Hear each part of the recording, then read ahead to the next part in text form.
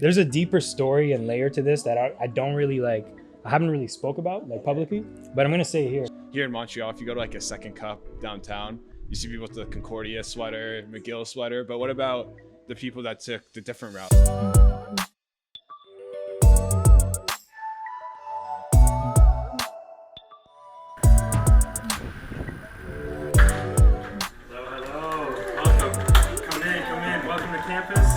Space for creativity, community, and learning. Really got shut down. In the space. All right, Ben. First of all, we drove 6 hours to be here in your amazing studio that you call the campus. Thank you. But for you to be at this place and to have this studio, this was a 5-year journey. And I'm really interested to hear about the beginnings. So let's take it back a little bit. Let's start from the very beginnings. Okay? Right. But like literally like the tiny baby like the beginnings. baby like Ben. Baby Ben. Like when you were a kid. okay. Like So what I'm really interested to hear more about is like, did you always have a desire and passion for streetwear, fashion? Talk to us about like the beginnings of like just even getting into this world. That's a really good question. I think I would have to say probably around like 14, 15. Okay. Just being exposed to hip hop culture, you know, much music, 7 p.m. every night, damn. waiting for the music video to You were drop. jealous. You're like, yo, Kanye's dropping the new, you know? gosh. So like, that was me, you know? And just like, what is he wearing? Oh, what's that? Like, you know, so I think watching that and growing up to, you know, Pharrell, Nigo, Bape, Ice Cream, like that whole culture was like so intriguing for me, you know? And I come from Ottawa, so there's not a lot of like fashion at the time. Now it's evolved, you know? So for me, it was really like just watching TV and seeing these people, like that's what really attracted me to that. So music culture, informed your interest 100%. in fashion, but also in I guess creativity in general. Like 100%. music yeah. is that. So was it like Kanye that really influenced? Kanye, Pharrell, Nigo. Yeah, Those those are are the the guys. Those are the guys. Like, no doubt. And then what happened? Like, okay, so you started out with being fascinated by that. Mhm. And then how did it evolve to being like, okay, like let me dabble a little bit. Like was there Yeah. anything like in that 14, 16, 17? Yeah, I think my friend introduced me to Photoshop at the time. Okay, Must have been like CS4, CS5. Oh my I gosh, don't like remember. way back. Old yeah. school, like Yeah. 2010, 2009. And like people didn't even know what like graphic design was. It wasn't really like a term back then. It was really like what? Like computers was like, you know, it was pretty new. So I just started dabbling on Photoshop, doing some like edits of like just I was a big soccer guy, so like Cristiano Ronaldo edits and just like mocking up stuff and just getting used to like the tools on there. And then eventually when I figured out how to do like t-shirt mock-ups and stuff like that, like I would just start doing mock-ups, like just designs, just copy pasting things off Google, putting it on a shirt and printing them at home and just being like, oh my God, like, and I would bring them to school. I didn't want to tell too many people because it's just like, I grew up in a school where there's a lot of like around sports and there wasn't really like a lot around like art. I didn't really have that art. I feel like formal education. yeah, kind no, of? I wasn't really into it. I was really Okay. like a sports guy, you know, growing up. Gotcha. Okay. So for me to really get into that world at the beginning, it was very like, you know, I was very self-conscious because I didn't know like how people would like accept me or like, you know. Did you not have people around you, like your friends or anyone else that was also kind of interested in that type of world? A little bit, but not really. Like it was, you know, I had to move away. And that's like the other chapter of the story. Got it. But like I really had to move away to like find my tribe and to like, you know, yeah. And then I guess that led you into pursuing fashion, going to LaSalle for fashion school. So it's funny. Okay, there's a deeper story and layer to this that I don't really like. I haven't really spoke about like publicly, but I'm gonna say it here. Sure. Wow. Exclusive. We get the Exclusive. exclusive. Get The the Ben exclusive Brûlé content. exclusive. Because Yeah. I always have like the same way of like telling the story usually, but like I don't know. Recently, I've had like this self-realization of like what triggered me to like take life in this approach, and it was just this accident I actually had when I was 18. I was playing golf with my friends. It's like one of those like freak accidents you see on like TV or like a movie or something. But I got hit by a ball like right above my temple. And at the time I was like, you know, I just got like a heavy concussion. I went to the hospital and I just remember like just being around like 10 doctors around me. and they were just kind of like observing me, and they're like, oh, you have blood on the surface of your brain. Whoa. And then like like it was deep. It was Oh my god. Yeah, serious. and I know we're getting deep early. You know? No, I'm down for it. I'm No, fucking but here I for it. realized like Yeah. this story is really like what kind of like made me approach life differently, you know, and like really live for me. So I remember just being in the moment there, like, oh shit, like life is precious. Like this is like a weird accident that happened out of nowhere, and like you could really like life could just be like this, you know. And it could have been a lot worse. Like thank God, like everything worked out fine. I didn't have to like get brain surgery. So I ended up having like seizures, lost my license for a year, just like being at home, reserved, sensitive to light, like all that. So like to feel that at like a young age, and then kind of start asking myself like real deep questions, like what am I doing? Why am I doing this? At the time I was kind of like living the kind of like, you know, just like a lifestyle where it's just like you go to school. Like I just kind of followed the trajectory of like what we were told to do. And that type of accident kind of just gave me that like perspective of like, okay, no, this is not it. This is not what I want to do. So that's where that journey kind of took me to like other, you know, that's when I decided to like, okay, I really want to go into fashion. So I started like, I moved to Toronto, and then from there I ended up in Montreal. And that's when I decided to like go pursue fashion design at school. So that part of the story I never share, but it's like that's what got me to like make those decisions, you know. And I feel like everyone has like turning points, you know. 100%. Yeah. And I feel like that was like That my was yours. little like Yeah. click, like Yeah. okay, wait, And you know? well, first of all, I have such an appreciation for the fact that you even shared it, because Mm. that is such a big moment. Yeah, it And is. I think for you to experience the incident, which like was probably scary, being in the hospital and not really knowing what are the after effects even of a concussion, and then also having the realization so early of like, let me ask myself these hard questions that I'm sure a lot of people even later in life don't even get to like a chance to ask themselves. So you got to experience that when you were so young, and it's almost like it's unfortunate that it happened, but it ultimately was meant to happen for It you was. For to you to be shape Yeah. your course, which is 100%. so crazy to look back. And it's one of those things where you don't realize that in the moment, but when Mhm. you've taken a step forward, maybe a few years forward, you're able to look back and be like, damn, that was Exactly. like, if that didn't Yeah. happen, where would I be right now? Yeah. And that's Yeah. that realization I had like only recently. Yeah. It's Yeah. crazy because it's Crazy. It's like like you know full- you just kind of keep full going circle. and you Yeah. like Yeah, it's You know, only when yeah. you reflect back, you're like, that was Yeah, actually the that was- turning point. Yeah. But you don't Exactly. realize it at the Yeah. time. right? exactly Yeah. And to your point, actually, like I feel like a lot of people later on after like university, they're like, what the hell am I doing with my life? Like, what am I going to do with this? You were able to kind of like have that realization early on, Yeah. which set you Yeah. to this course that Exactly. you're in right now. yeah. I love that, man. Had Thank to you live sharing for me, this. man. Yeah. Live for yourself, you know. Yeah, Okay, so Ottawa, Toronto, Montreal. exactly. Why Montreal? That's to a good pursue question. school? At the time, it was funny. I had like friends in Montreal. I would go up to Montreal a lot to like party and just go Yeah. see some friends. It was Yeah. like the city. Like Yeah, yeah, yeah. you gotta go to totally. Montreal. You know, it's popping. You know. Yeah. So yeah, I would just always go. My friends like, yo, like our roommate's leaving. Like it'd be sick if you like as a joke kind of. Yeah. And then I started reflecting, and I was like, there's no way I could stay in Ottawa because it wasn't fueling me in any ways. So it just the timing was just perfect, and I was like, hey, let's do it. I like signed up at school, moved in with my friends, and that was it. Yeah. Now, when we think about your experience in school, you were there for what, a year? 2 years. 2 years. Yeah. And those 2 years, talk to us about that. So experience. yeah, so again, like I came from like I dropped out of like 2 schools prior to this, so this was the first time of like me deciding, let me study something I want to study, you know. So it was very like the next chapter to like my journey, and I feel like the first week of school, it just felt like school again. It didn't matter what I was studying, if it was the subject I wanted to learn about. It's just the curriculum, like it's just I don't really fit in those classes.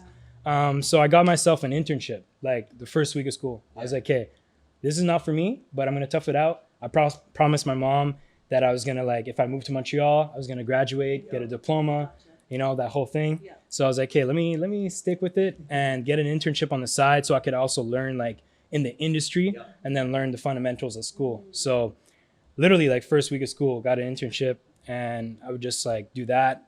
And then after like a year one, I started a brand with a friend. So I'd be like late to class because class was like at 8. Post Canada would open at like 7:30. I'd like go ship my stuff and then go.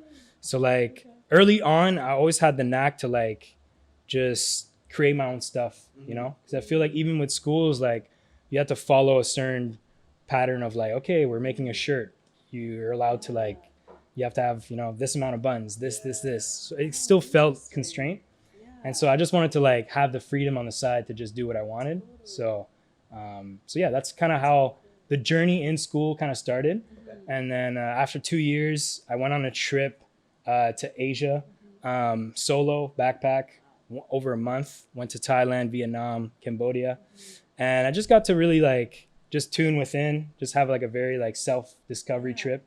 And that allowed me again to kind of take a pause and reset and ask myself those deep questions again. Because again, you're in like a vulnerable place, you're alone, you're traveling in like random cities, you don't know anyone.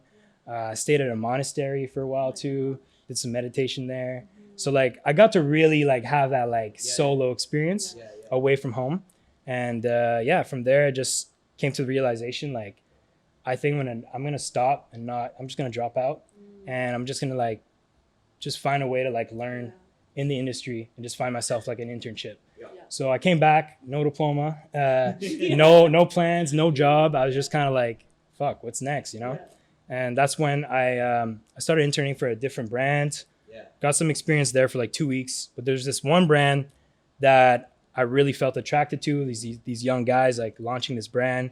It was probably like 2-3 years old, and I felt more attracted to like that type of. It was more like startup, and where I was working it was more established, and I feel like the startup environment is very interesting because you get to really be there in the roots, like in, you know.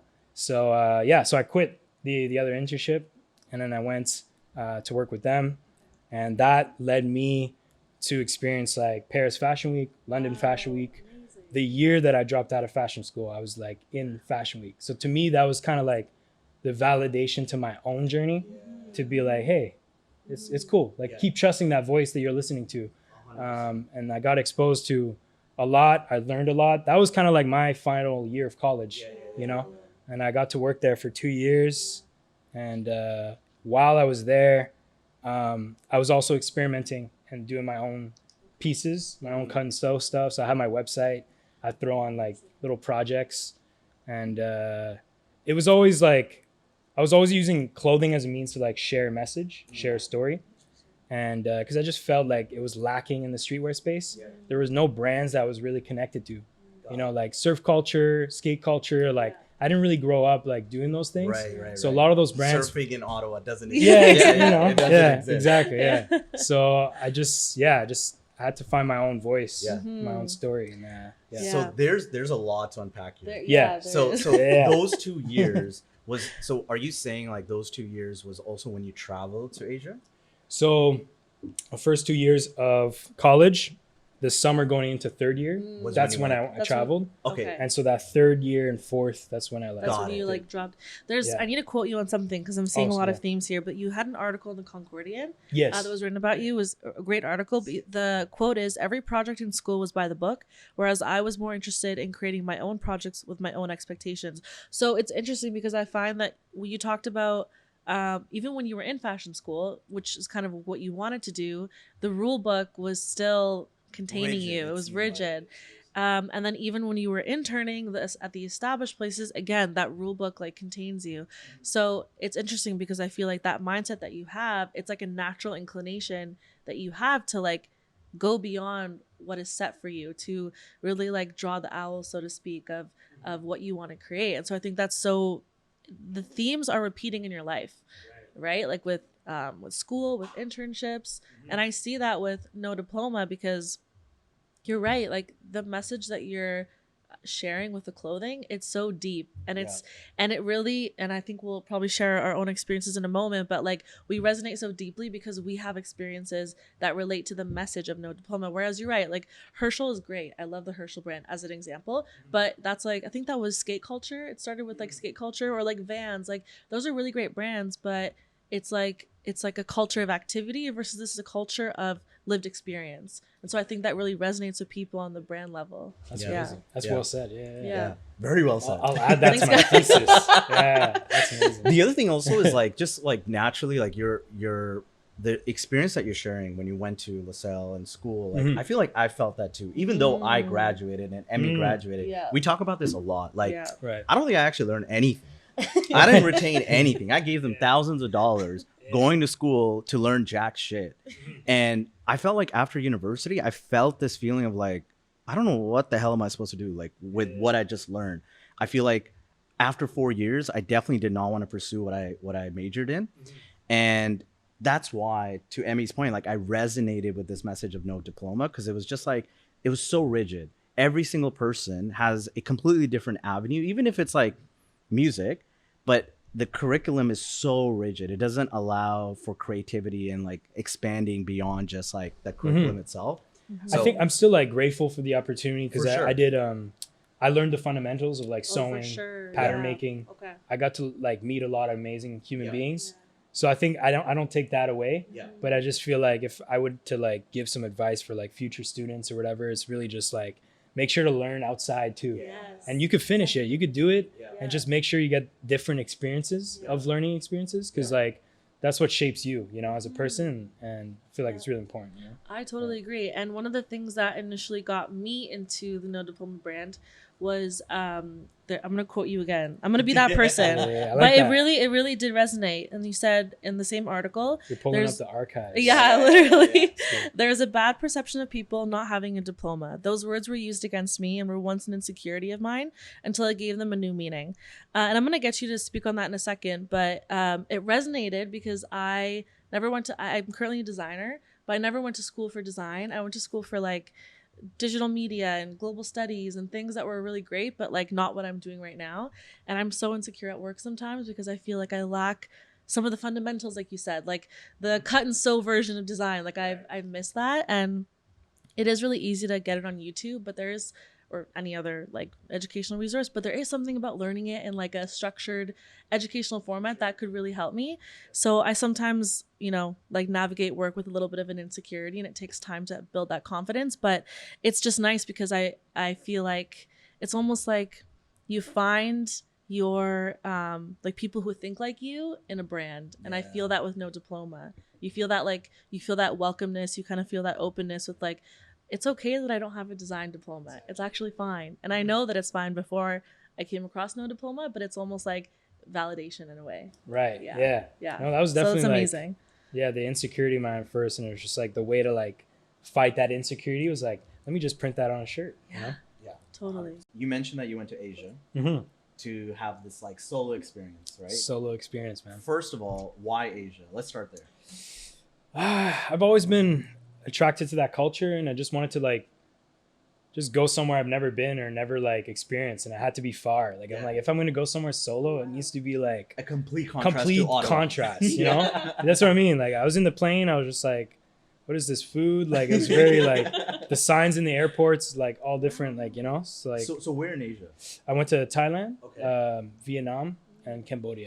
What food was the best out of all of them? I Vietnam. have to know. Oh the my the god. banh mi, street Oh food, my like God, amazing. the pho, everything. So good, So good. so good. Yeah. Talk to us about like the journey when you were there. Meaning like, did you feel uncomfortable? Did it For feel sure. like I want to go back home now? Definitely. I think the first day I was kind of like, What did I Why- get why myself did I Yeah, do why into? did I do this? I was just sitting in like my hostel, and it was like one of those solo hostels. Yeah. I didn't do the combined ones Yeah. because I was kind of like, let me settle in, you know? And then I was like, all right. I just picked up my camera, started roaming the streets, and then I started feeling more like free. You know, it was just like me, my camera, Yep. got to like, you know, just walk around. And then I started getting into like other hostels. I moved into hostels where there's more people. So then I started meeting people. Yeah. Then you like start traveling with other people. And then like everyone has their own plans. Like, oh, yo, we're going down south. But I was like, no, I'm on a mission. I'm gonna stick to like where I'm going. I didn't really know, like I knew I was gonna hit Vietnam and Cambodia eventually, Yeah. but I didn't really have like a schedule, right? So it's kind of like you're just going off of intuition. Yeah. So I think that helped me a lot to like trust your own decisions, trust your own like guidance, you know? So I got to just kind of like sleep in Bangkok a couple nights. I'm like, yeah, I'm tired of this. And then just Let me go go to the like next. to the Yeah. next spot. Did some Oh, that's research. awesome. Took a like 10-hour train to like up north Chiang Mai and like just made my way up. I like the Yeah. like the not the impulsive nature. What does it mean when things are like random and not planned? I guess like you're Spontaneous. free-flowing. Spontaneous. Yeah, Yes, yeah, I yeah. love that it was spontaneous. Yeah. No, it was all spontaneous. Yeah. Like, yeah, it was amazing. And you said you went to a monastery. Monastery. Why? Okay, so I don't know. I was always into like, you know, meditation at the time, and it helped me a lot to like, you know, just tune in and just like find myself a little bit and just have like something that grounds me, you know. And I was just interested to like learn more about Buddhism and everything. So what's funny about this monastery is you can't just like show up and be like, hey, I'm here. Like you gotta like write a note, a handwritten note. They don't have internet or like, yeah, so you had to write a handwritten note that I sent out and posted like the day I was leaving from Montreal. So then I was hoping that it would land like on time to like when I show up. It's like, hey, Ben. Yeah. So, and this is exactly what happened. Like I showed up on this day and they're like, hey, we just received your letter. And I'm just like, this is crazy. So the monastery, it was an international monastery. So people from around the world. So I even met some people from Montreal, people from like California, all these people. And so there's like a routine. So like every morning you wake up at 3 a.m., you sweep for 2 hours. Wow. And I remember waking up and like, why am I doing this? Yeah. Why did I want to Like do this? sweep the floor. Like sweep outside, yeah. Oh, And then I wow. was kind of like, I realized in the moment because I looked at the guy in front of me and he was smiling while sweeping. And I was like, wait, this is a meditation. Everything you do is like a meditation, like the way that you tune in, you know? And so that kind of shifted my mind. Then at 5 a.m., you all get together and you walk through the village.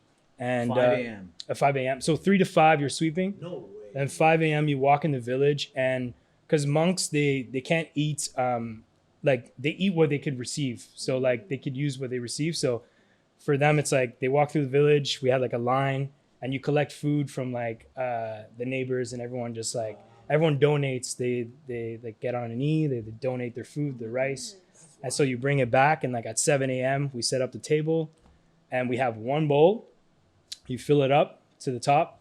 And that's all you're eating all day. No Oh my way. gosh. Yeah. Wow. Yeah. It's funny. One day there was McDonald's. I don't know who blessed us. Which neighbor? Yeah. I was like, yo, this guy, like some fries and like burgers. I was Oh my like, gosh. this is clutch. Yeah.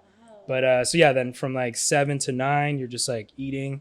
And then from 9 to like 12, you're just having like ceremonies and chanting and stuff like that.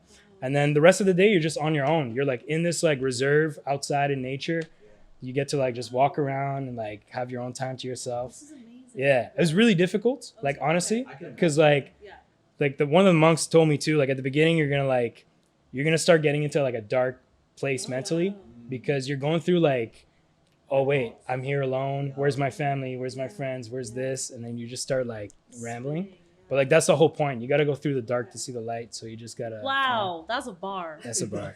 I have I'm gonna to bring a ask, lot though- of bars Yeah, I was today. gonna say. I have to ask, like, how long did it take you to go from like I can't do this to like I love every ritual of the day? It took me like till the last day, I swear. Yeah, I stayed there for like 5 days. I think like on the 4th day I was like, okay, I'm good. Like it took time to like really adjust, because it's all new. You're Yeah. just like, Like what culture is shock, this, you know? yeah. Like But I feel Yeah. like that Wow. being uncomfortable is Yes. really what allowed you probably to grow and really. 100%. Like, so like, what was the takeaway? What maybe like 1 or 2 takeaways from I that think journey? just being more mindful, you know, and just bringing those practices back home, you know. And I feel like in this world, or this society that we live in, is very fast paced, very go. And what that taught me over there was just like being more present and being more mindful, and just taking those practices wherever you are, you know. And I think that's something that's timeless for me. That's like I could just continue practicing the rest of my life. And I'm still in touch with like some monks today. A guy that's actually in Uganda right now. So like we message each other every like few months, check in. So it's cool to have like, you know, those people that I could like ground myself again, you know, and just like. But it's also yeah. cool that you have like a toolkit almost now where you have been through this experience where you can ground yourself easily, you can meditate in a more profound way. Like, Exactly. Yeah. And I'm sure it probably adds like things to your day to day. Yeah, definitely. And even to like the hard things that you might go through in life. Like Mhm. it just sounds like a very it's like inner work almost. It Like is. You're doing a lot of inner work. Definitely. And that's definitely. so cool. It's funny because the day I arrived in, so it's like in this village, I forgot the name. It's like Uban Ratchathani, something like that. I said it completely wrong probably. Sounds great. But in this town, no one speaks a word of English. Oh, wow. It's like very like, it's not like touristy or anything. It's like you're secluded up north in Thailand. And I remember just walking around. It's like people know I'm like the tourist, and they're just like smiling or laughing, and I'm just like laughing back. I'm just like, all right, I feel uncomfortable. It's all good, but it's like good energy, you know. I just went to this like outdoor gym, started working out. Locals like they're spotting each other, just kind of like That's you know, so just like body cute. language, you know. Okay, this might be an ignorant question, but Oh, it's all good. do you? I know maybe it's like not even monks or being at a monastery. Can you speak, or is it like a silence thing? No, you could speak, can speak. but like it's better that you like you know, Oh. yeah. But you could speak. You can It's not like a speak, okay. non-speaking because there Okay. is non-speaking Oh, there are monasteries. okay, that's And then cooler. girls have like their own like you can like mix girls and guys. So, Right. yeah. It's so interesting. Like some of the things that you've mentioned here that I resonate with is like traveling changes your perception on life. Oh, 100%. And I know I've been privileged that I've, traveled through my adolescence and my early years, and it just gave me a different flavor and perspective of life. Yes. And I feel like people need to do that. Like you 100%. took the chance and you were like, I'm going to be uncomfortable, but I need to get out there. I need to experience this. And I'm sure when you came back, that gave you a completely different perspective on life. For sure. And I feel like people that are in one place their whole life, they don't get to see that perspective, right? That Yeah. perception. So Yeah, you got to live that, like you were telling me earlier. You got to Exactly. live in so many different places. And I got to like really understand, how do people live outside Exactly. of North America? Yeah. Because it's a completely different life. It builds in the East. character and it builds perspective. you know? Exactly. Yeah. Okay, so So important. you did all that in Asia, and then you came back Yes. and did an intern at Yes. 3 Parodies. 3 Parody. Yes. Okay, so why 3 Parodies specifically? You said that it was a brand that you really resonated with. Yeah. What was so great about that brand? I think at the time I was just at school. I would see this guy like wear this brand, and at the time I knew about this platform, online platform called Edgeder, where it was based out of the UK. And I saw it on Edgeder, and I was like, "How the heck? Like, is this brand from here?" Like, I didn't get it. And then I finally found out that it was from Montreal, and I just love like their designs and just like, yeah, just their approach. It was like very refreshing at the time and very like different. And I was like, if I could work for a brand here in Montreal, like this would be the brand. And yeah, like I got to experience, like, shout out to Emmerich and Ray, who like early on like just really mentored me and like showed me like a lot about like the industry and everything, and just seeing like, you know, a young brand like in that environment, in that space, and like in that like, you know, that grind where it's like it's so early on. It's like it's just funny when you're building your own, you start like looking back at those experiences that you lived with that, and you're able to like learn, and also like just like, yeah, you just look back, you know, and you're like, wow, this is, so it's very special to be there early on. Just seeing their like where they're at now and what they're doing now, it's just like amazing to see that growth, and amazing to see that consistency of like them just keeping everything going, you know, and then just like leveling up. So for me to like see the groundwork and then to see where it's at now, it's like nice. Okay, like it's beautiful.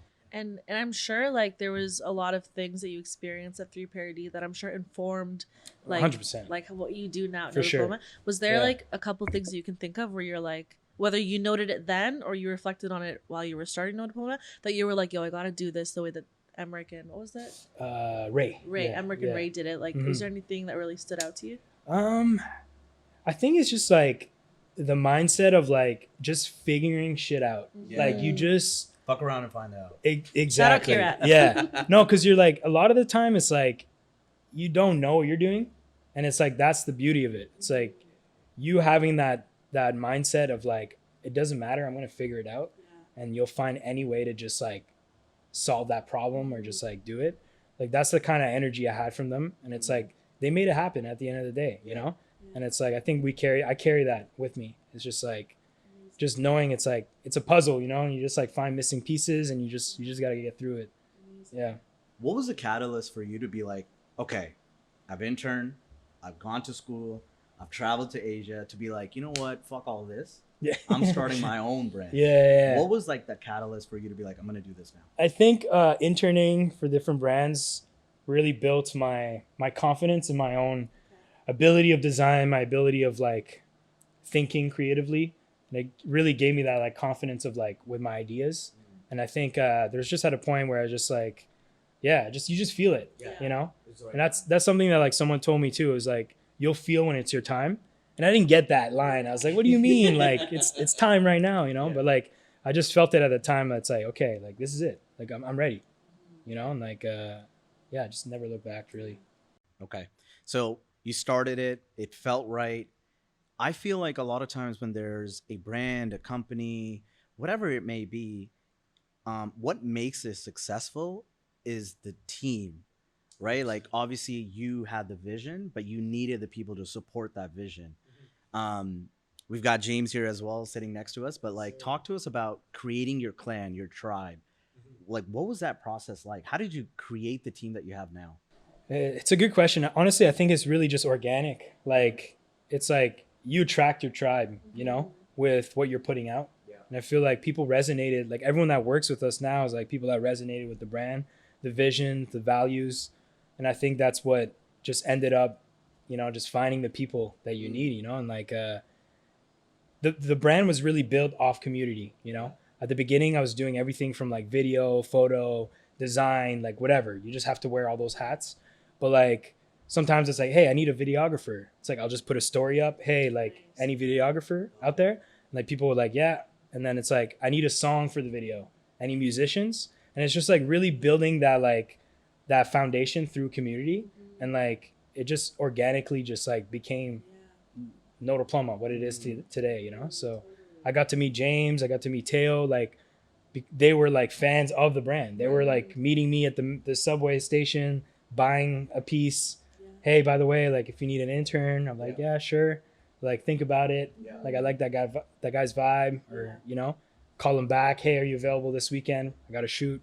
So it's just really like build organically like that. Which kind of shows how like your intentions to have a community driven brand kind of paid off from the beginning, because it created these like, it seemed like when we walked in to see you and James and Teo, like I did see a team, but I also saw friends. So you've been able to like build those friendships that are also the team you work with for your brand, for your company. So that community like theme was like, it feels like it was rooted from the very beginning. And throughout the past 5 years, you've been building out the brand. And this is where my interest is peaked as like I have such an appreciation for design and brands and things like that.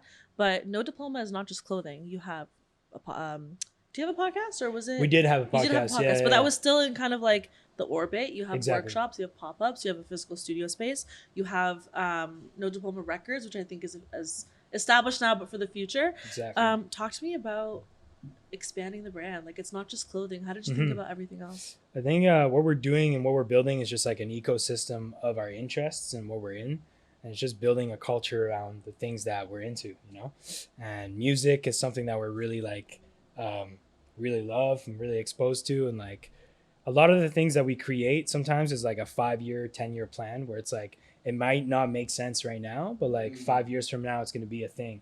Like No Diploma Records, like we started that page on IG, like I think the first year. And the intention was just to like bring musicians from the community to support and like just, you know, put out some of the music that we liked. And we started curating playlists with like only people from our community and like just putting people on to like different artists that come from No Diploma. And it just grew like 5 years. Now we're doing like, you know, our own parties, our own opening up for Mural Fest, like ISO radio, like takeovers, you know, shout out to Teefs. But like now we're really like, it's really existing. It's really like living. So yeah. And then the workshop, it's something that we created recently as well. It's just another pillar to our ecosystem, things that we're like really into as well. We just want to share that knowledge and just for ourselves first, like learn new things. So it's like, why not bring the community with us? I love that you said that, because to relate it back to Unmastered, like we talk a lot about how we obviously want to share the knowledge of our guests to people who listen to the podcast, but a lot of it is us just like wanting to learn as well. That's it. So the Yeah, fact it goes that hand in hand. Exactly. The fact that you've expanded these facets of the brand based on your interests is so interesting, because you get to learn and like expand, and while also sharing it with the community, which is really cool. And previously you said something about something you learned from 3 Parody was just fuck around and find out kind of vibe. And what I like about No Diploma is that you guys haven't put yourself in a box. You're not saying like, okay, we're only streetwear, so we're only going to do streetwear. You're kind of expanding that.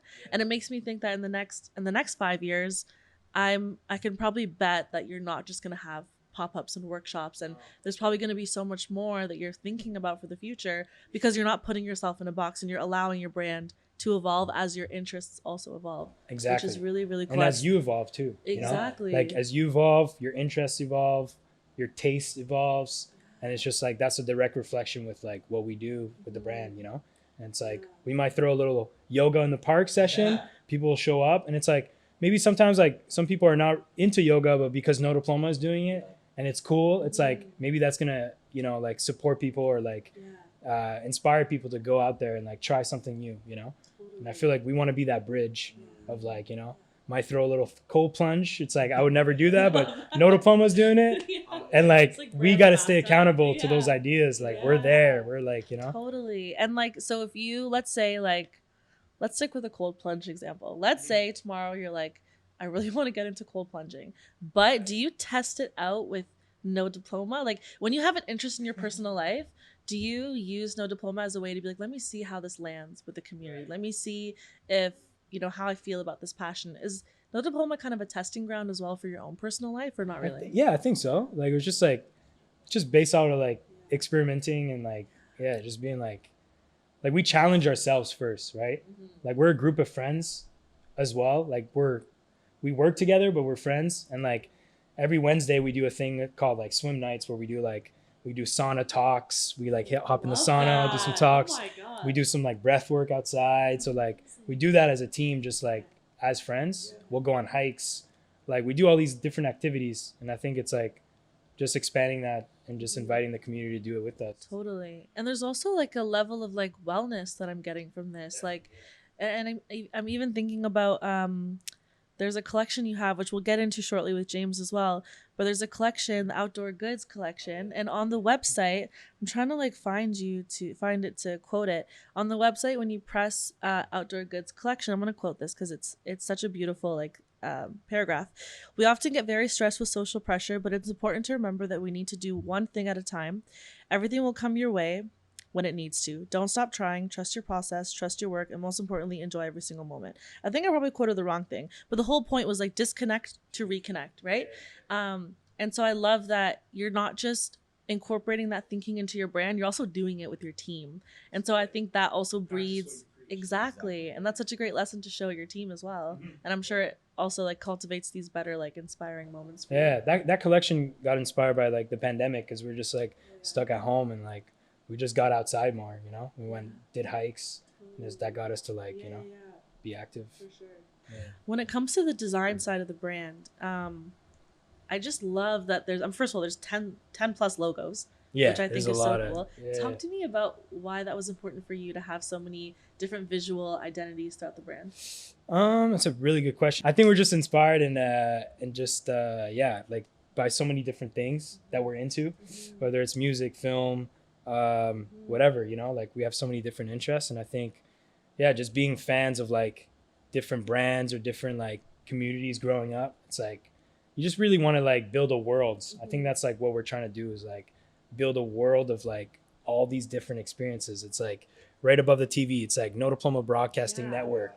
It's like, why not brand it? Like the chairs like James is sitting on, it's like we have campus, like pass the information, extend the knowledge. It's like we want everything to be like an experience, you know, like it's deeper than, you know, surface level like branding, you know. So I think yeah, I think is that the question? That was yeah, that you absolutely answered it. And I want to get technical for like 30 seconds, but I'm looking at the font of No Diploma TV. I'm looking at like the fonts on the on every touch point of the studio. Is that something that you curate, or do you work with a designer to like really inform that visual style? Definitely work with designers. Lately, I've been getting back in my designer seat and starting to like experiment a lot more. I think what my strength is a lot of referencing. I think I just reference a lot. I have a lot of like resources to pull from. But definitely working with designers is like, you need that eye, you need that like, someone to like express that vision. And yeah. I love that. And my last point about this that I want to touch on is, so I'm a brand designer at a tech company. I work in-house and I love it. It's an incredible job with an incredible team. And we work towards like a really, really awesome purpose. And one thing that I've learned is like, we have brand guidelines. We have a typeface that we stick to. We have a color palette we stick to. And then throughout the different elements of the brand, we're able to scale it to all its different purposes. One thing that I appreciate about No Diploma is you don't just have one like typeface. You don't just stick to like one color palette. I'm seeing such a variety of design styles. I'm seeing things that feel very nostalgic, some things that feel very like modern. Talk to me a little about like establishing that. Like because I think when you think about a brand, you think about something that seems quote unquote consistent. And not that this isn't, but I think what's so awesome about it is you have all these different forms of type, all these different kinds of colors, fabrics, styles through your collections. It's so different. However, it all feels like it's still part of the brand. Yeah. Like, did you have a person that you like that helped mentor you through that? Is that just through your experience of like trial and error? How did that start? It's funny. I think at the beginning of No Diploma and launching the brand, we had a very strict guideline of like always using red and white. That was like, if you know No Diploma at the beginning, like the first year, 2, 3, you're seeing red everywhere. You're seeing like a lot of the same fonts, typography, a lot of that academic language, visual language that we would play off of, like ironically. That was really inspired by just like chilling in coffee shops, seeing people like wear their university sweatshirts and having that pride. And I'm like, what about us? Like, what school are we repping? So like that's kind of the idea of like the academic language that we started using in our brand. It's like every collection is called like a semester. Like the people from our community, we call them classmates. Like I think now it's kind of like we've graduated a little bit from that brand language and evolved into like new, like you said, new identity in a way. And we're experimenting still, and we're like developing new things. But I think we found like a different taste. Like our taste evolved, and we got to a point now where we reference, and we still keep some of the core elements and things that we like keep within the brand, but so you could still tell it's No Diploma. But I think we're like a lot more open now. And it's nice because you're not putting yourself in a box on the design side too. Like you're allowing that to expand, which I think grows with how your preferences also evolve. So on every touch point, it's so true to what No Diploma is. It's like the educational piece of like lifelong learning that is so ingrained in you and yourself as the founder, in your team, as friends, and then also as how you drop every collection and have every workshop. So that's really beautiful. I feel like I always say that as a joke sometimes. I'm like, if you're a fan of No Diploma, like you're a fan of like working on yourself. Like you're on a journey of like self-improvement, learning, evolving as a human, And I feel like, I think that's the energy we bring and we like try to bring as well. It's like, I just want people to like, like learning is like exercising, you know what I mean? It's like, you need to like do your exercise in the morning. It's like, I need to read a book, or I need to learn something new today to like feel like I'm, just growing as a person. All right. This part of the podcast, we wanted to bring on James. James, thank you for joining. First of all, maybe we can start a little bit about you introducing the type of work that you do with No Diploma. Let's start there. Yeah, so with No Diploma, I've been part of the team for like 3 years now. And I'm more in charge of like the cut and sew department.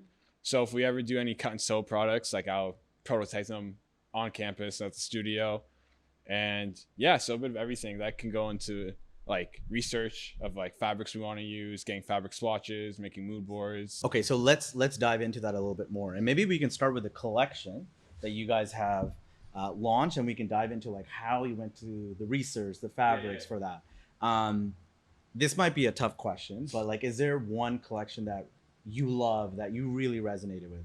I think knowledge of self for me, That was for the sure. one that we were like a lot of people obsessed resonate with with. that, but like I don't know, there's something about that whole collection that I think just came out really clean, but it's just like more of the meaning behind it. And I think like just that message really resonated with me, because I think by the time that was in the first year I was within the brand, and that's when I was still finding myself a lot. And I feel like working on self is something I kind of like took more initiative of for me, like in that time, like during COVID and stuff, because like we released that like right after COVID. And I feel like when COVID first happened, like I had like a lot of reality checks with myself and like what I want to be as a person, who I want to be. So like knowledge of self, like make sure you understand yourself and like you're not afraid to like take the next step to like better yourself. So I always like that collection is definitely like means something to me, deeper than the clothing. You know? Yeah. 100%. Yeah. It's funny because like that is the collection that I resonate with, which is why I'm repping it, which is why I bought the shirt as well.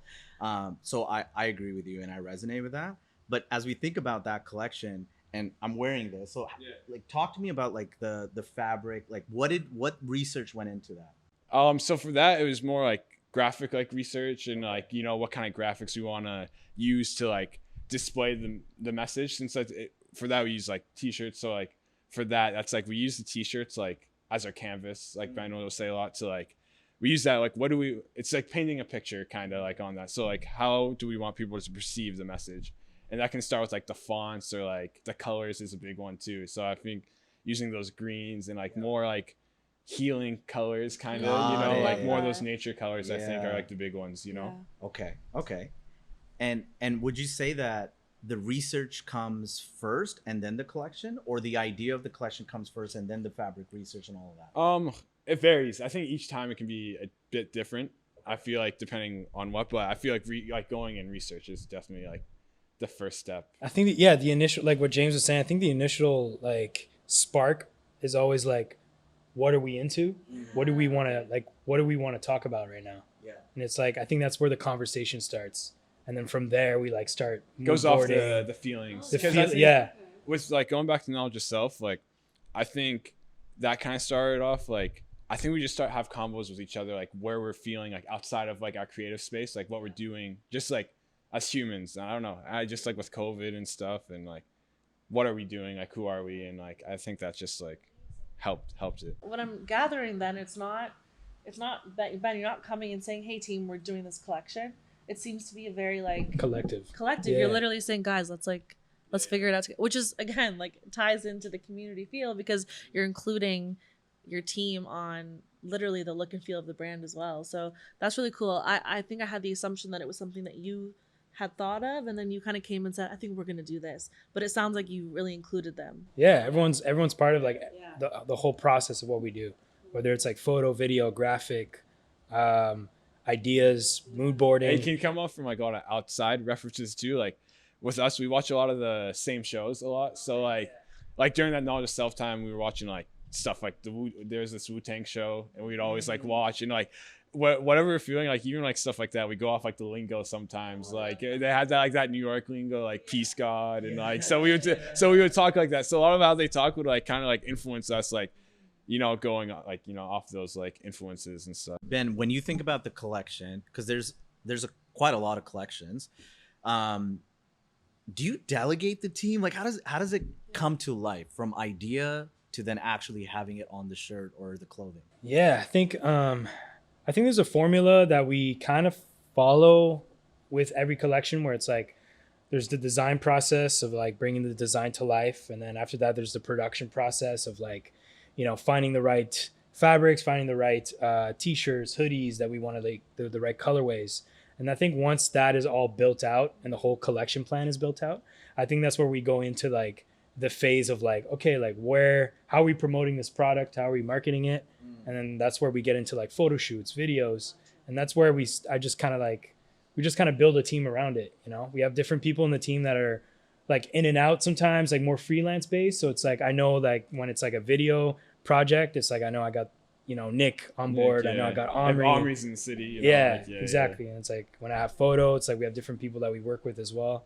So each collection it changes. Each like, collection like it changes. It varies, and like it can be, then we do when we do like pop-ups, like we create like collections for that pop-up, Like so, installations for, so you know. it can become like installation design, like, you know, stuff like that. Like, how do we want like the space to look, you know? World building. You're just world Yeah. building, like, you know. Yeah. Yeah. And Ben, what would you say is your favorite collection? Yeah. Oh, that's good. That's good. Honestly, like, I think knowledge itself as well. I think like just how it rolled out, and it's still probably like our best seller today. I feel like just people just keep resonating with it. And I It's think a timeless piece. it's just timeless. Yeah, Yeah. I think we did a really, really good job all together to like just bring all our ideas together and create something together. And so I think that was like a really nice, really nice collection. And I feel like it resonated, first of all, from the concept, the design, it resonates with everyone, because everyone went through COVID and everyone felt what you guys are sharing in terms of like that message. So I think that's probably also an element of why it was probably like, you know, such a huge seller. There's a couple of things that you mentioned, which is about the installation. And I want to come to that in a sec, but I want to share our experience when we met you guys for the first time, both James and Ben, in Toronto at that pop-up. Walking in, I'll be honest, I had no expectations. Latifa and Jay, they told us like, hey, you guys should go check out this pop-up. And the moment we walked in, I felt part of the family, or I felt like part of the community immediately. And I want to expand on that a little bit. Like, it sounds like a lot of these pop-ups and installations, it sounds like it's like run by the community for the community, right?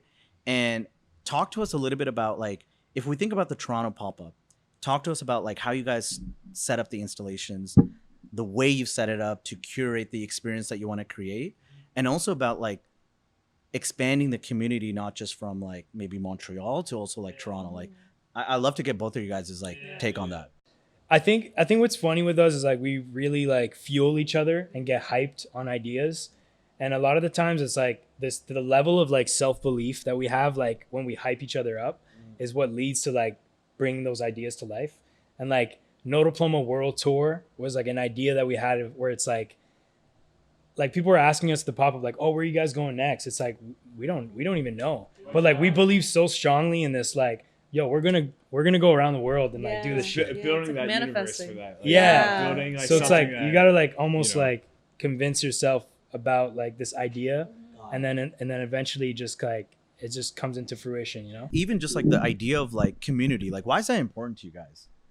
I feel like that's just like who we are. I don't know. It's just like having a community is just like, because for, like I said earlier, it's more than just the clothing. Like, it's really deeper than that. I feel like there's a lot of clothing brands that like, this isn't diss or anything. It's just like, they're so like design focused.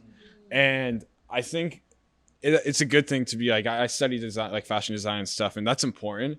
But if you have a clothing brand, there's so many other things for it. You need to create like the universe for it. And that's something, when I joined No Diploma, like I like learned a lot, which I'm very grateful for, because I feel like being here, I learned like marketing's just as fun. Like learning how to take photos is just as fun, because it's like you have your brand or your design name, then you have like all these other things around it that makes your message or your brand great, you know? So it's like all these little things. Yeah. Yeah, totally. And I'm going to quote you, James. Yeah. No, I'm just kidding. But you did talk about how the pop-ups are less about the clothes and more about the people. And we really felt that. Yeah, that's like that Toronto pop-up. Like, I had a lot of fun because like we met so many new people, and it's like, I feel like I met like 40, 50 friends that weekend. like on Instagram, I still keep in touch with like a lot of people I met. And like, cause like, there's like, it's the people we attract to, like we were saying earlier, because there's so many other cool creatives that came. Yeah. Like, there's that guy that works for that nonprofit organization that builds basketball courts. And like that guy, like he's been going back and forth between Africa and stuff. And like, it's just seeing like other creatives like that. And it's like seeing other people like that keeps us motivated too. Yeah. Which is the big thing. I think that was like a big lesson for us in Toronto too, is like connecting with like-minded communities, like people like Recess, who I strongly believe in. And I love what they do. And it's like, as soon as you like partner up with people like that, it's like you bring the same type of tribe, you know? It's like, shout out to Shaunik and the rest of the team. But I think it like felt like home, our second home for us. Like, it really felt like an event that we would do in Montreal. Like we felt like people that came there were like like we exchanged such beautiful conversations. We got to connect with like a lot of people, you know. So I think that was a good lesson for us. Like wherever we take this, like anywhere around the world, like we want to connect with other small communities like that could like, you know, resonate with our values. Yeah. 100%. And I feel like when you put such an emphasis on community, that emotional attachment to the brand, it becomes a shared experience, because a lot of these people are like, for us, I usually like, when I walk into a pop-up or to a store, I don't feel pressure to buy anything unless I want to buy something. Exactly. And when I walked into the pop-up, I didn't feel pressure, but I felt like we had such a good conversation with you. We met James. I kind of felt like I love this brand. I'm already attached. I'm attached to the people. I'm attached to the actual designs, like aesthetic, but also like the themes of the brand. So yeah, you kind of just feel like it's not like, oh, I should buy something because I talked to the founder. It's like, you know, I loved my conversation with the people and it resonated and I felt like I was accepted and included. And then you just want to rep that on your, like on yourself.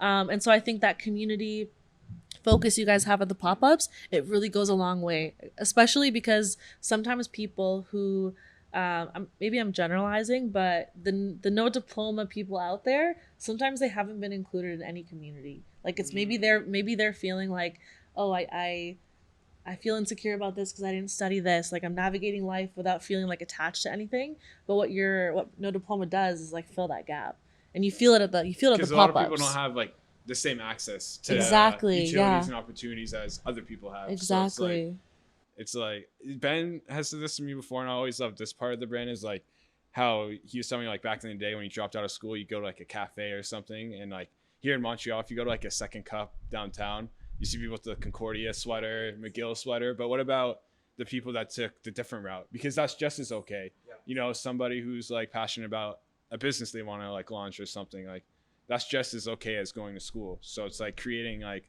something that people have comfort with, you know? Oh, that's such a good way to put it. I love that. And I think there's either Ben or James, you guys touched on this a little bit. Like you meet so many people at these pop-ups. You meet different creatives with different, you know, aspects of their lives. You're able to kind of retain and maybe like take away and like develop maybe something new, like a new collection. That's why we're here today. Exactly. That, right? Yeah. But what I'm also really interested about is the workshops that you guys have now created, because it sounds like it's run by the community. It's people, it's classmates, right? Like people that are part of the No Diploma fan base. These are the people that are running these workshops. And so if you guys can talk a little bit about the first workshop that you guys just had, I think it was last week. Yeah, tell us a little bit more. Yeah. We had like this designer who's from Ottawa, like Ben, and he's based out of Milan now. But yeah, he's designed this like graphic design, right? And like a bunch of other stuff. Yeah, architecture, screen printing. And so yeah, we did a whole workshop surrounded by that. He had his own design book that all the participants got to like take home with them. And in the design book, that's where we did like a lot of like their designs. Like every participant got to design their own things, and we had like the thing to like screen print on. So yeah. Yeah, I think I remember we saw the flyer. We were like, please say this is a Toronto. Please say it. And it wasn't. It was like, we might bring it to Toronto. Yeah, we're have to sign up go right back away. to recess again. Yeah. Exactly. Do you guys feel like you'll have more workshops? Like what are some of the other workshops you guys are thinking of? I think honestly, like the idea for the workshops is really like giving people access, you know, like the screen printing, like you won't be able to go learn that at like fashion school, you know, like that's a specific technique that, you know, that we got to create with our community, you know? So I think that's where we're like, our angle is really finding those unique educational experiences that we could curate with people from the community so that people could get like the access to learn those things and also like network together.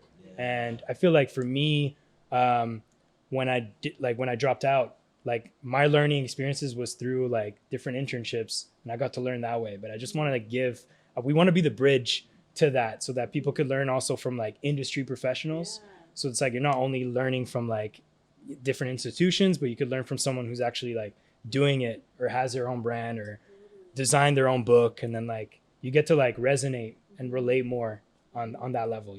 And it's cool because there's a lot of people that like graduate school and like their interests change, so they want to like learn something else and like in a different like world or community. And Yeah, and I think for the next workshops, like we definitely want to do a sewing workshop with James. yeah. You That'd be know, awesome. pattern Yeah, making. Do it in Toronto. Oh, Yeah. yo, we have to, we might have to. Yo, Sean. That'd be sick.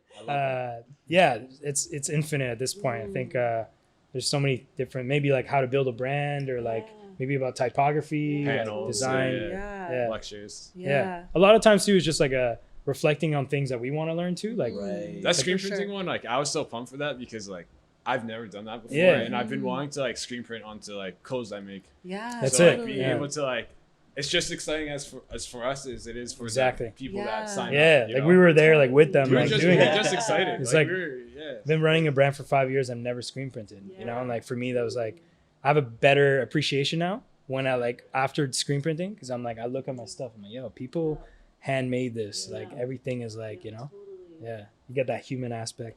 Yeah, and it was like just like being with the participants that came to, like getting to know more people, you know, and like, yeah, a lot of people did a lot of cool stuff that day. Yeah. That's amazing.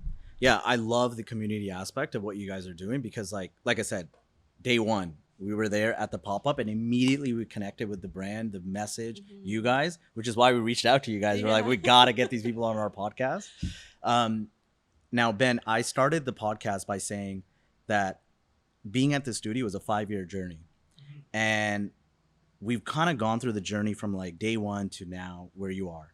And so I want to talk a little bit about like this studio space. I'm sure it meant a lot for you and to you. I've seen a couple of videos of you talking about you went from your apartment where you had your, I'm sure your office, you had your team meetings there, to where you are now at this studio. Talk to us about the feeling of finally having a space that you can say like, this is mine, this is No Diploma, and just talk about that feeling a little bit. It's funny because at the beginning, like I think because we work such in a fast pace that you don't really like, I think it took me like 6 months to like realize it, because it's like moving and then you're just like pop-ups, collections, and you're just like you just keep working. I think like 6 months in, I like just stopped and like reflect, and I was like, wow, like, because sometimes you get down. It's not like all perfect, right? Yeah. Like it's the truth of it too, you know, like it's not like all ups, you know, there's a lot of downs, and like a lot of times it's like mentally too, or just like, you know, you're just trying to like, you know, stay above like your thoughts and everything. And like sometimes when I feel down, that's when I start like looking back at like, hey, like let's look back at your journey. Like 6 months ago you're at home, now we have this. So yeah, it does mean a lot, because now it's like we have a space where we could have the community come here. It's not like subway meetups anymore. Like, you know, I could actually like have people here come by, and like we could work at the space all together. So it just gives us more, you know, just more flexibility and just with our ideas too, you know. So yeah, it's amazing. It's like everything we've ever like wanted to do is like finally. And a lot of people just come by and chill. Yeah, sometimes There's like people that are taking naps here. yeah, like someone just came, took a It's a nap. special This- yo, couch. yeah, right? it's cozy. I'm falling asleep. Yeah. It's so comfy. Yes. No, I love the idea of like, you know, like having that space not just for yourself, but also for others. Like to come and, because dude, like no one, you don't want people at your apartment all the time, right? Like you want to have that space where you can have all these people here. I'm also curious to hear from both of you guys, James and Ben, from the day you launched this brand to now, that 5-year journey, were there any changes you've made? I'm sure the vision was still the same, but like, were there changes you made along the way? You were like, this is what I set out to do, but along the way you're like, maybe I should adapt, maybe I should change this. Does anything come to mind for you? Like specific moments, I don't know, but like I feel like there's always pivoting. Yeah. Like there's always like, yeah, sometimes you have a vision and it doesn't go as planned, and you just got to pivot. Yeah. And you just got to be like, just got to be cool with that and just like go with the flow, you know? Yeah. But I'm trying to think if there's like a specific Moment like, or anything. moment Or even for you, James, like as you're creating some of the fabric work, do you look at it and you're like, you know what, I'm going to actually switch this up?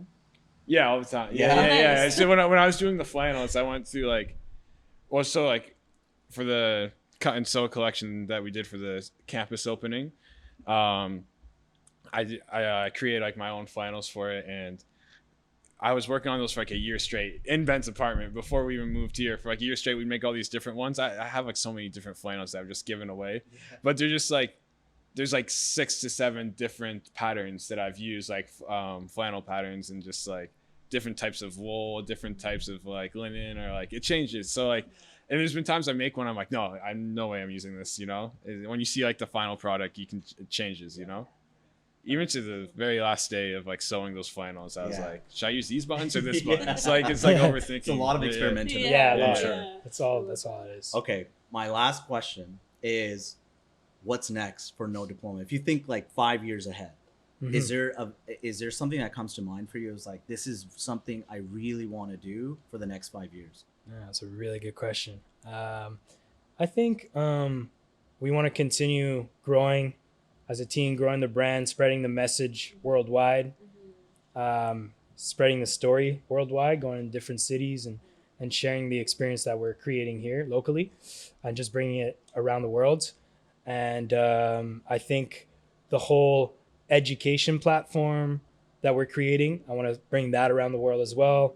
The music side, I really think about like No Diploma Festival, like No Diploma Records Festival. Yeah, I think that's something we really want to do. I think continuing our journey of like creating different products and collaborations with storytelling, you know, just continuing that journey and just evolving, you know, like this whole mission that we're on, you know. And I think like a lot of times like we're just like, you know, we're just thinking of the next move and thinking of the next thing, but I think we're all on the same page, and it's inspiring to like always have like different minds around us to like just really like cultivate the mission. And so yeah, I think I'm just grateful to be where we are right now and just like continue the energy. I think we have a really contagious energy in the team where it's like if like someone's like down or something, or it's like you could always rely on like other people to like just like hype each other up again and be like, yo, what's next? And it's like I think we've carried that energy all summer that allowed us to like keep pushing ourselves. And like, so I think as long as we have that energy to keep going, we're gonna like keep expanding ideas and just keep going. Amazing. I honestly, I can't wait to see, man. Like, Thank you. I've only known you guys for maybe like the last like couple of months here, but like every time I look at the stories you guys put on your Instagram or just speaking to you guys today, like it's so inspiring. And I feel like your message is something that will resonate with everyone, and it's gonna last for a really, really long time. So I'm excited to see like where you guys take this next 5 years. And I'm excited to be part of that journey, hopefully as a fan. So kind of like ending things off here, I want to thank both of you for inviting us to your studio, the campus. It's been such an amazing last, I think, hour of speaking to both of you. So thank you again. And we're signing out. This is Unmastered.